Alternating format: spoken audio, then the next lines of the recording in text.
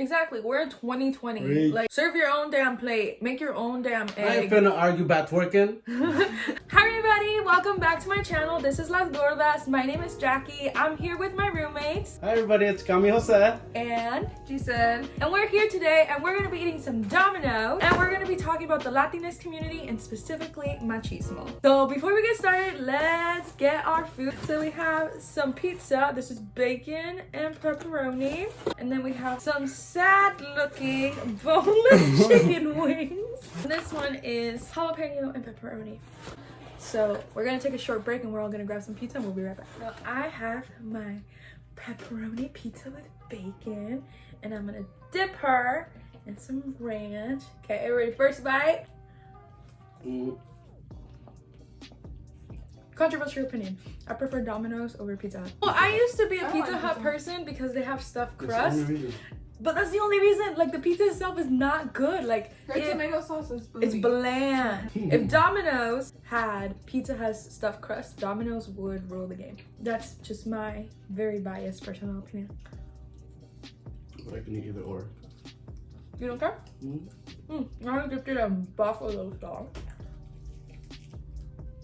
I had a lot on my mind this week and I've been like reflecting what I've created with this whole TikTok thing and now my YouTube channel. And I had somebody reach out to me because they wanted me to be on their podcast and like to talk about what made me even want to do this. And so that made me really reflect on everything because they pointed out that like you do this so unapologetically and you take on all of this hate and you don't even care about it and you just keep going like you're such a badass. And I was like, yeah, like on the outside it definitely appears that like I don't care about it, but I do read all the comments and I do see what people are saying about me. It doesn't really matter that much when it's just like a random person on the internet, but I have faced a lot of backlash from people in my personal life and from family members and from friends and acquaintances because like I said in my other video, when you call somebody out for their toxic behavior, specifically racism, sexism, homophobia, they get defensive because people are more afraid of being called a racist or a homophobe than actually being racist and homophobic. So my whole life I was told by my parents and my family members that education was the end goal, that I was gonna go to college and I was gonna get a degree and I was gonna have a better life because I got an education. That was always what was told and that was always the expectation, and that's the expectation for so many immigrant kids, right? Like your parents come to the United States to give you a better life. Your whole life you work towards that, and when you finally get it, you're so proud and you're just like, wow, my family's finally going to be happy and they're going to be proud of me. And yes, they're happy and they're proud that you accomplished that, but when you go home, you don't get treated the same. You immediately start to notice that your relationships start to change. They start treating you different and they start looking at you different. And I went through a really long period within my own family where I felt like a stranger. I was at school and I didn't feel welcome because my school was 90% white and I was one of the few people of color there. And then I would go home and I wouldn't feel welcome because now they thought that I was better than them because I had gotten an education. Once you go to college and once you learn all of these things have been hidden from me and they've been hidden from my community, and it's not fair, and that's why our community isn't able to advance. So you want to go back to your community and you want to teach them how we're getting messed up so that we can all be better, but suddenly nobody wants to listen because now they think that you think you're better because you have an education. And it's so hard to deal with that because you don't feel welcome at your school because you're not white, you don't come from a rich background, and now you don't feel welcome at home because they think that you think that you're better than them because you have that education. And so you're ultimately like in this limbo of like, who is my people? What do I call home now?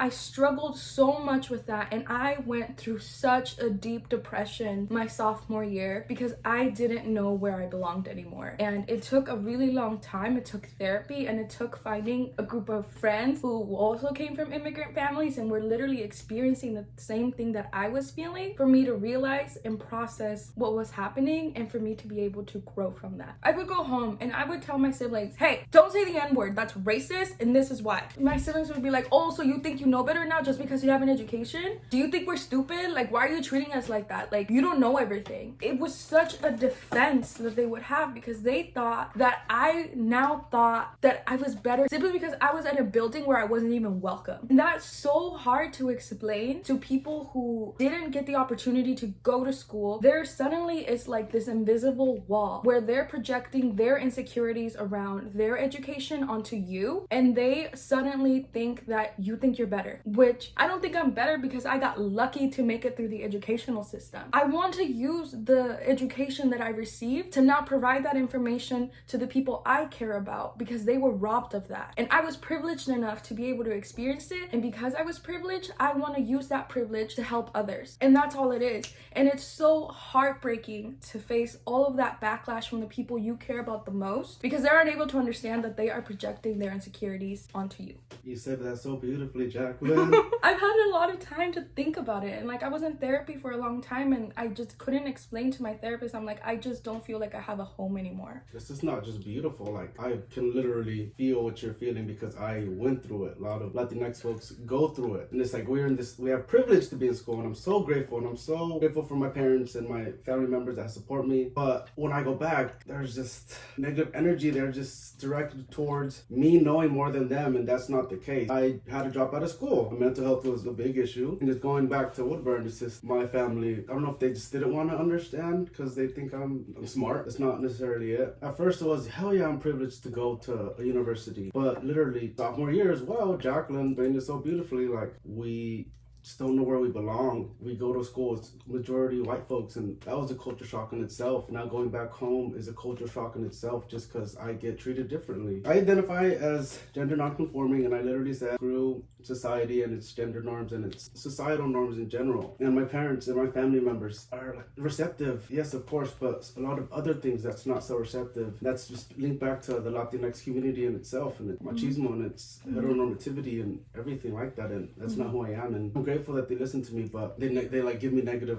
comments. Why do you say those things? We're different people. We have different mindsets. And like, that's not the case. Like I was able and fortunate enough to get this education. Let me go back and teach the ones I love the most how to be supportive to other people in our community. Yes. That's all we're trying to do. And you can't get that message across because there's that barrier of like, you think you're better now. And it's to like, this day, nobody said that. You are saying that. I am not saying that. I don't think that. You are projecting that onto me. And the fact that you can't have a conversation about that with me hurts. to this day. Being your sister, okay, from my perspective, this is how it all played out. When you would come back, and obviously you would try to educate us first because we're younger, we're more receptive to this information. We would be like, okay, fine, like we would listen to it, not necessarily take it in. And then when you would go and explain those same things to our parents, then they felt offended. They felt offended that you were asking them to change the way that they have always been because they feel like it is a part of their culture, right?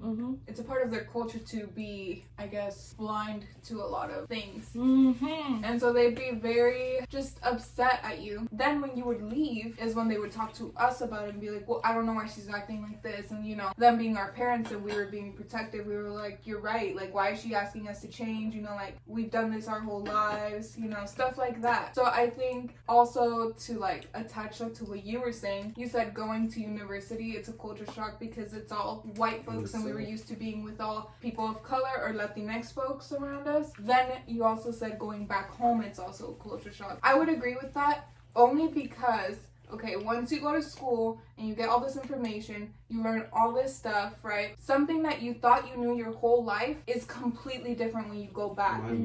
It's like, wow, my culture is like not what I thought it was. Like it's actually very racist. It's actually this and that, you know, like you just start to see everything differently.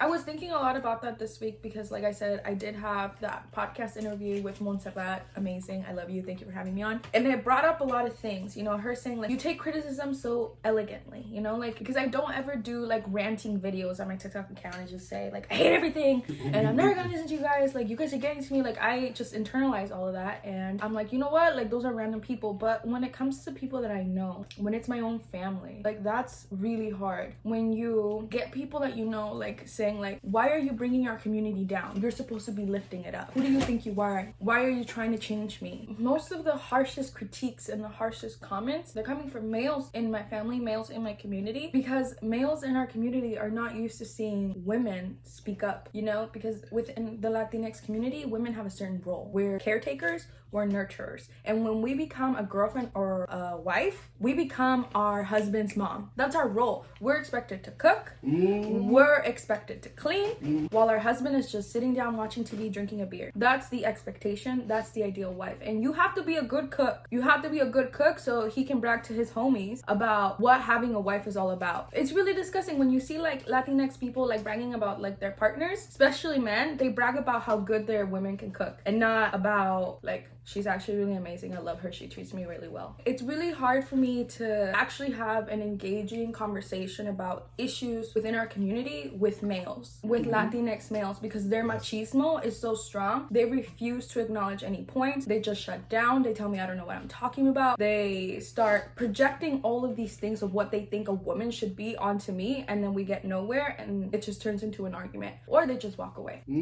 Machismo is just really prevalent in our community. It even happens with educated, woke Latinx men. They're toxic as hell too. Period. So that's what we're gonna talk about. We're talking about machismo. Cami, tell me, what is machismo to you? What experiences have you had with machismo? And any general thoughts you have about machismo? And essentially, how I take it, machismo is like being proud of being a man and having the men be on top and like they're better than women. And I mean, it shows in society. So we're actually taking this social construct and running with it. It's really hard. And I, being like a queer Latinx person, I just want to dismantle all of the stuff going on, the patriarchy in our society. While you were growing up, did you ever, like, were you ever exposed to the LGBTQIA community? Like, what was your perspective of that? Growing up, I had the perspective of my mom. She knew like queer people, like gay people, and like at her work, and she would just talk so well and talk so nice about like, oh, the gay folks are awesome. So like I had that perspective in the back of my mind, but I also had like my dad's perspective and everybody and everything that I've lived through. What was your dad's perspective? I mean, typical like man is like it's not right. It's God forbid my sons ever turn out gay on me. So that was really hard on me growing up.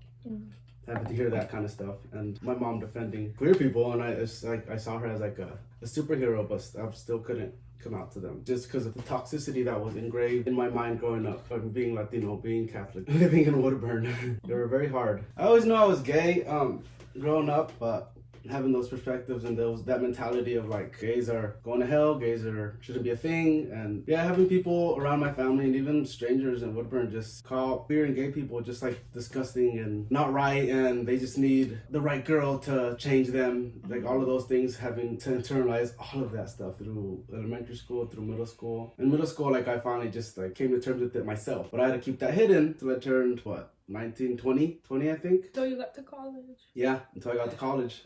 And I mean, I even tried dating a couple girls, and in high school I'm just like, no, you know what, I'm just gonna do me, focus on school. And my grandma, rest her soul, she would tell everybody, oh, he's my smart boy, he's not gonna get married, he's not gonna do anything till he gets his degree. And I'm like, okay, grandma. She had your back. She had your back. So yeah, because like I can imagine like everybody was probably like, why don't you have a girlfriend? You're 15. Yeah. Where's your girlfriend? Like the pressure that like you have to bring a girl home. The toxicity of like being at a Vila or Quince and like, and you have to all dance the with men, girls. go ask her.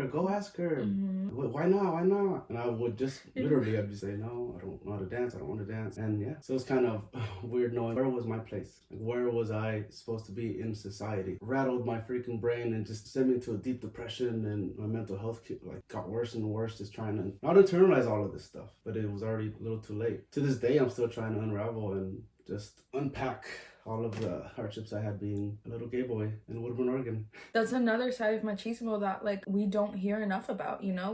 We hear a lot about like women's perspective. We don't get to hear that much from the LGBTQIA because like they get silenced all the time within our community. Like women are so homophobic in our community too, and they silence them and they shut them down. And so like it's so important to hear like stories coming from you, because like that is so much to put on a kid. I am just like eternally grateful for my parents, because up until I came out to them, I just thought of the worst, because I've heard so many stories from actual friends and people in my life that, oh, my family shunned me, or oh, I don't talk to my family, they kicked me out. Like that was my biggest fear, not having the one thing I loved in the whole wide world was my family. So having them know who I am, it was just terrifying. Yeah, that's a really like logical fear, because like what every kid wants more than anything in the entire world is to be accepted by their parents. And so to have like that fear on top of that, like I don't know how my parents are going to react. Like we know so many stories within our community and of so many people that that it's like, I don't have a problem with gay people as long as I don't have a gay son, as long as I don't have a lesbian daughter. Like, they can do whatever they want. I just don't want them anywhere near my family. The few like people that are welcoming in our community is because they have somebody in their family that is a member. Like, they have to have somebody close to them be a member of the LGBTQIA for them to respect them. And that's so sad. Like, our machismo is that strong that like we don't see LGBTQIA people as people until we know somebody, like until you like humanize them in that way. I remember like you were such a mess back then because you were so scared of what your family was gonna say, and like when you finally came out and you finally like expressed yourself, you just unraveled and you just became healthier all around. That's why I advocate for just queer folks all over the world. Just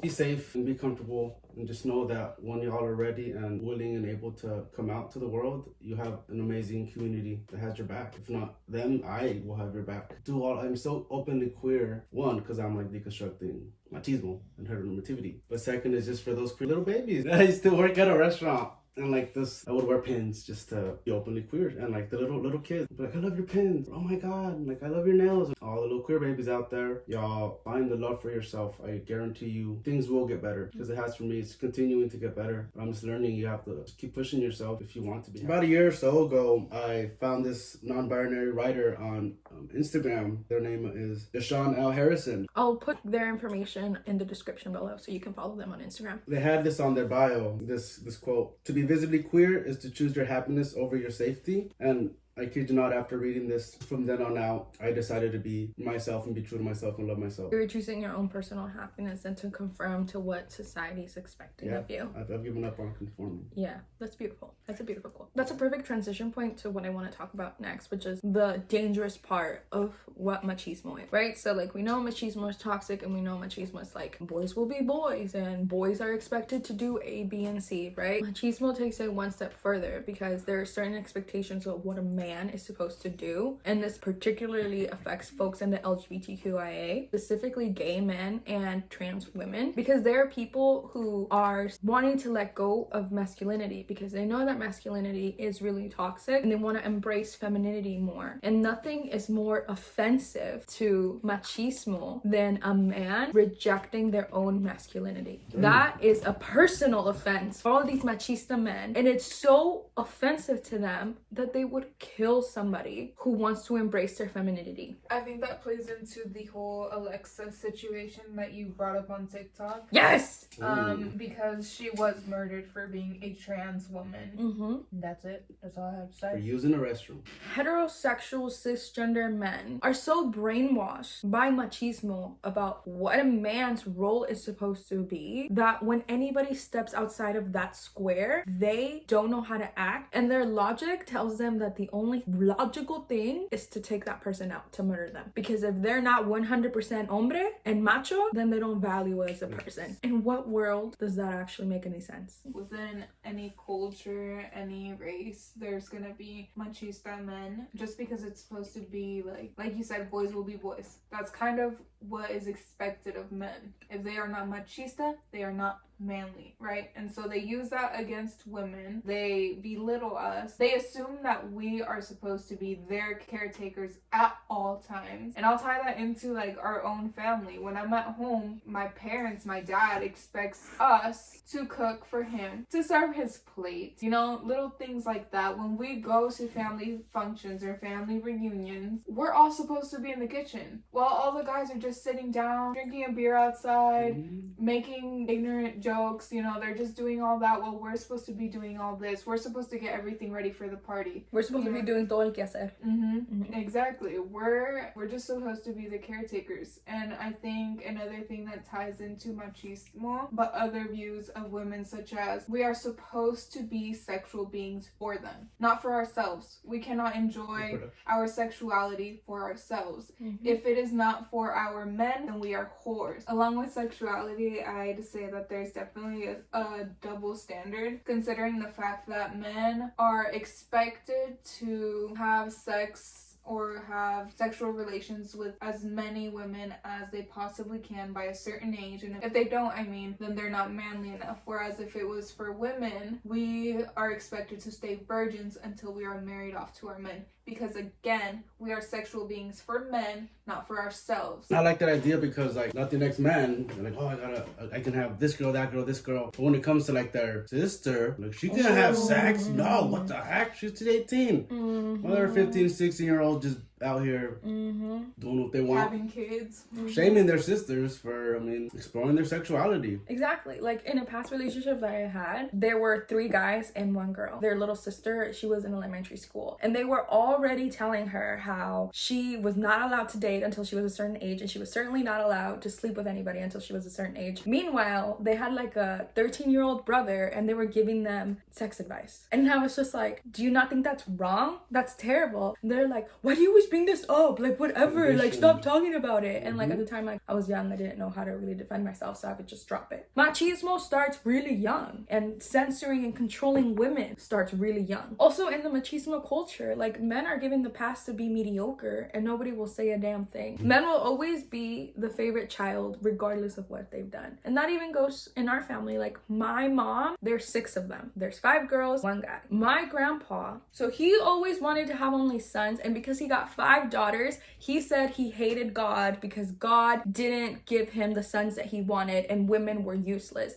And he literally traumatized my mom and my tias because he always said that women were good for nothing. And my mom and my tias, their entire lives, they have overcompensated by being such hard workers and strong women. They never complain. Like my mom will be dripping in sweat, she will be exhausted, and she won't complain because she was always trying to prove that she was just as good as a man. And they all went on to like come to the state, and they have their families and they took care of their kids. And my uncle is a deadbeat who lives at home with my grandparents, and he's still the favorite. That's how machismo works. It doesn't matter how good or how amazing you are. In some Latinx family, the man, no matter how mediocre, will always be the favorite, and that's sad. With what you said about our own mother overcompensating, I think that she truly believes that she is against machismo with all her heart. She do because think of that. everything that she has gone through. But in reality, every single time that you and I both go home, well, I have a partner right now, so I'm asked, when am I gonna have a baby and when are we gonna get married? And you are always looked at as, why does she not have a partner? Why does she not have a man? Now, mom is always telling you, I don't want you to ever depend on a man, but in reality, she is enforcing that on you. Because you still don't have a partner, and you're older, and they're just like, well, what's wrong with you? And they always do like the little subtle things. It's like, oh, if you don't wash the dishes, you're never gonna get a man. And I was like, what makes you think that I even want a man? I'm on the same boat. Like my mom, she always tells me my generation, we just had kids young, we got married, we had all of this. And well, I'm 24 years old now, mama, and I'm loving life, and I don't ever want to settle down anytime soon, and just learning. Yeah, they're always like asking me like, when are you gonna have kids? And I was like, that transition is so interesting to me because it goes from like, you will never have sex, you won't have sex until you're married, you're gonna stay a virgin, don't even think about sex. Suddenly it's like, why don't you have a kid yet? Yeah, I want grandchildren. Like my dad even sometimes jokes and he's like, ya estás quedada. And I'm just like, I don't know what that means. Jesus. Quedada, it's like an insult for older women in Mexico where like nobody ever wanted you. You stay single forever. And I'm just like, I'm 25. You're like, people want me. I don't want them. I'm just like, what? Like my dad's like, ooh, ya está la quedada. And I'm just like, I don't want to settle. I don't want a man. I'm young. Like just because you had a kid at like 21 does not mean that I'm gonna do the same thing. You brought yourself over here because you didn't want the same thing for your kid. So why are you over here shaming me for not wanting a kid at freaking 25, wanting to be financially responsible? Rude ass. Yeah. They keep asking me when I'm gonna have kids because obviously you haven't had kids. So now they're like, okay, on to the next one. And I'm like, listen, most likely I'm gonna have kids, but I don't like the fact that they assume that because I am now in a relationship, I have to have kids in order to keep my partner. That's kind of their assumption. If I don't give him a child, that he will not want to be with me. And that's how machismo, yeah. Like you're a birth giver. And if you don't give birth, then why is a man gonna waste their time on you? Damn. Sad, yeah. That is sad. No matter how subtle or blunt man is. That was a very introductory conversation of how we view machismo and how we've experienced machismo. There are literally courses in college all about machismo because there's so much to unpack. If we were to talk all about it, like, this would be a 10-hour video, and we're tired. I'm full from eating all this pizza. Thank you all for joining me today. Any final thoughts? Any final things that you all want to say? I am just eternally grateful for the people who don't just turn a blind eye to all of this stuff and all of this. People who are brave enough to have a conversation about it. Yeah, and just like a special shout out to my family because they're continuing to learn, and it's going to take some time, but I want them to know that I love them and care for them. I share the ideologies and like concepts to you all because I'm out here being a very, very, very like different kind of person in society. Like You're breaking all sorts of norms that have been set in place. Like, just going against all of deconstructing. that. And I just want them to be patient and just continue to grow with me because I'm still growing every day. And the fact that they're wanting to grow with me and want to learn makes me love them even more.